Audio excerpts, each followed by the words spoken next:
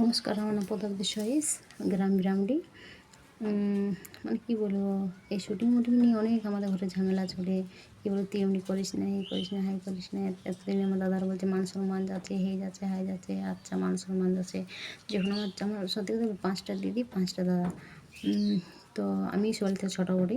তো আমার দিদিরা বলে, আমার দিদিরা যখন কীর্তন করে ইহা করতো, দাদাদের খাতে মজা লাগতো। মজা মানে কি, তখন বলতো ঠিকই তো বিটি ছেলে খাটছে, খাবো না, কী বলতো।